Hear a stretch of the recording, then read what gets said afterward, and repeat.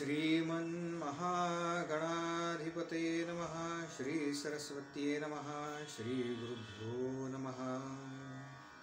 मूकं करोति वाचालं पंगुल्लंघयते गिरिं यत्कृपातमहं वन्दे परमानन्दमाधवं।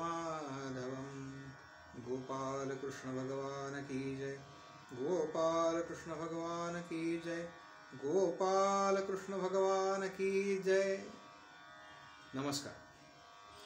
श्रीमद भागवताच्या या कथाभागामध्ये मी आपल्या सगळ्यांचं स्वागत करतो आणि आपल्याला हात जोडून नम्र विनंती करतो की अधिकाधिक सज्जनांपर्यंत, अधिकाधिक युवकांपर्यंत, अधिकाधिक युवतींपर्यंत आणि त्याचबरोबर आपल्या घरातली जी लहान मुलं आहेत त्यांना सुद्धा या कथा आपण जरूर ऐकवाव्यात, त्यांचं श्रवण व्हावं, त्यांना समजावा म्हणून हा सगळा खटाटोप आहे। हा सगळा पुराणांच्या कथांचा प्रयत्न तेवढ्या करताय तेव्हा आपल्याला विनंती करतो की अधिकाधिक लोकांपर्यंत या कथा पोहोचाव्यात। यासाठी या आपल्या चॅनलला लाईक करा, शेअर करा, सबस्क्राईब करा आणि अधिकाधिक लोकांपर्यंत या कथा पोहोचवा।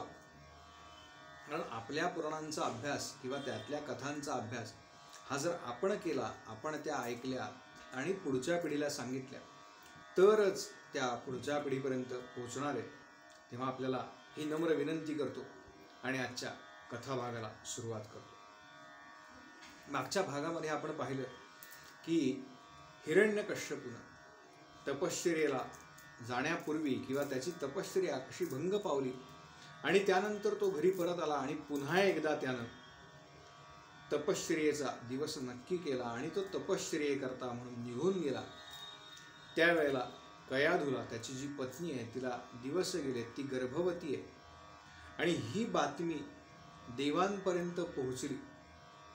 देवांनी लगेच एक सभा बोलवली आणि त्या सभेमध्ये असं ठरलं की या कयाधूला आपण तिला उचलून आणावं, त्या तिच्या राजवाड्यातून म्हणा, त्या राक्षसाच्या महालातून, आणि तिचा जो गर्भ आहे तो नष्ट करावा।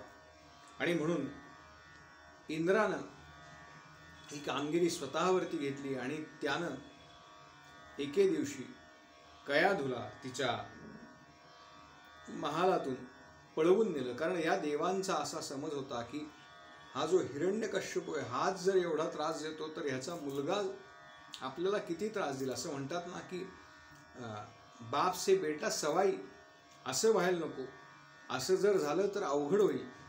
म्हणून तिचा जो गर्भ आहे तो नष्ट करावा या उद्देशानं इंद्रानं तिचं हरण केलं आणि इंद्र कयाधूला घेऊन चाललाय। त्याच वेळेला देवर्षी नारद महाराजांची त्यांची गाठ पडली। मुद्दाम खरं तर देवर्षी नारद त्या ठिकाणी आले होते आणि त्यांनी इंद्राला विचारलं की इंद्रा, तू काय करतोयस, तुला कळतंय का?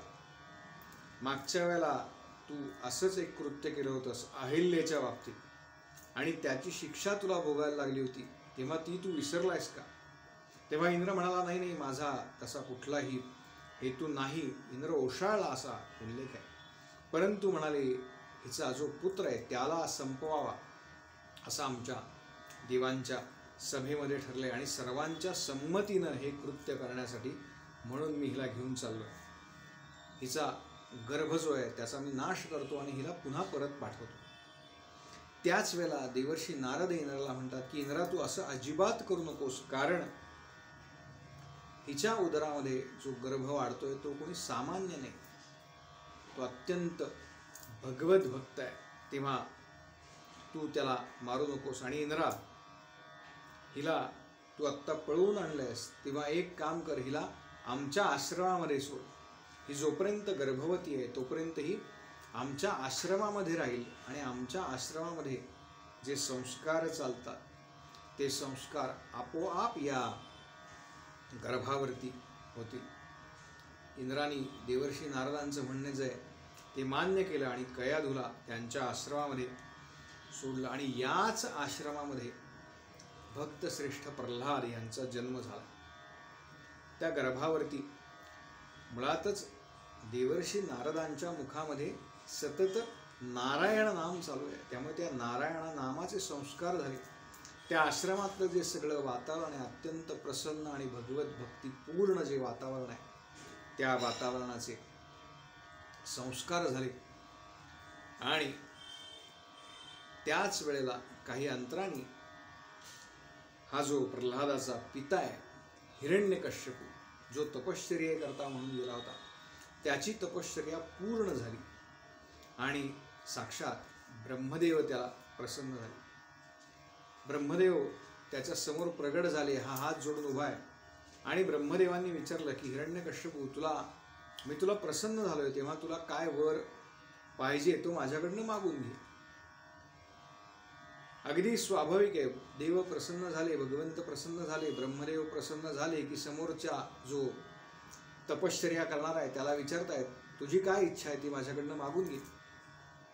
यानं सांगितलं, नाही मला माझ्या बघा दानव कसे चालू आहेत.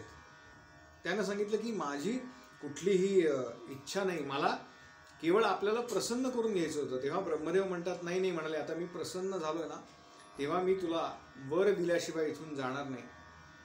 आणि ब्रह्मदेवांचं हे जे बोलणं आहे ते त्यानं बरोबर शब्दात पकडलं आणि म्हणाला, बरं तुमचीच इच्छा आहे तर असं करा, मला अमर करा. सगळ्या असुरांनी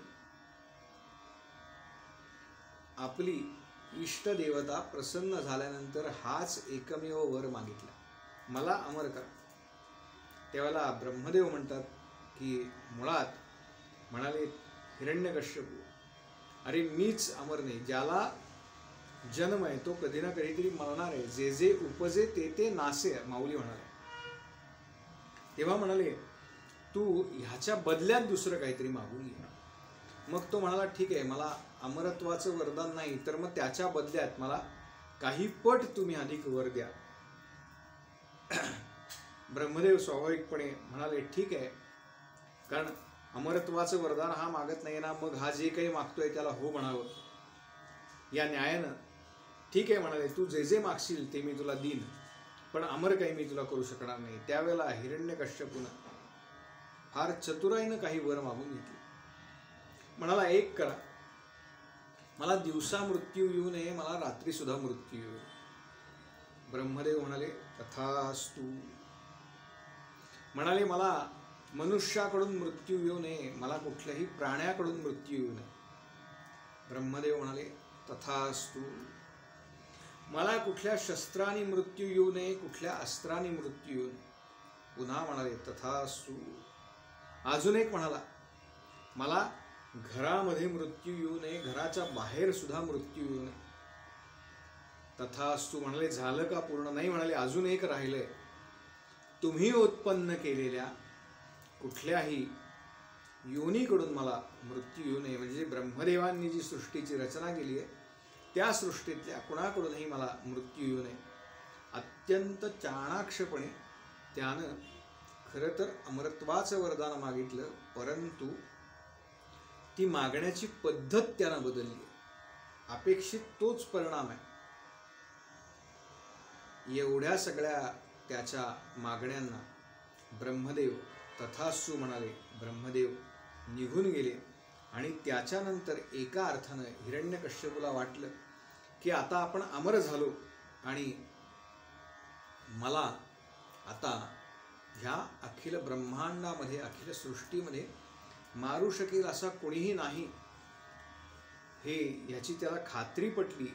नवे नवे त्यानं मनाशी पक्क केलं की आता मी अमर झालो. आणि म्हणून त्यानं बेछूट त्रास द्यायला सुरुवात केली. सर्व देवदेवतांना त्रास दिला, आपल्याबरोबरचे जे आपल्या विरोधातले जे असुर होते त्या सगळ्यांना त्रास दिला. आणि हा तपश्चर्या पूर्ण झाल्याच्या आनंदामध्ये घरी आला. आपण अमर झालो हा एक आनंद होता, आणि त्याचबरोबर आपल्याला पुत्र प्राप्ती झाली हा दुसरा आनंद त्याच्या मनामध्ये होता. आणि आता खरं तर एका अर्थानं त्याच्या आनंदाला सीमा उरली नव्हती, कारण त्रैलोक्याचं साम्राज्य आता त्याच्या समोर हात जोडून उभं होतं. आणि त्याच वेळेला त्याचा जो पुत्र होता तो नारायण नामामध्ये दंग होता. ह्या नारायण नामाचा परिणाम काय झाला हा परिणाम आपण पुढच्या कथांमध्ये बघणार आहोत.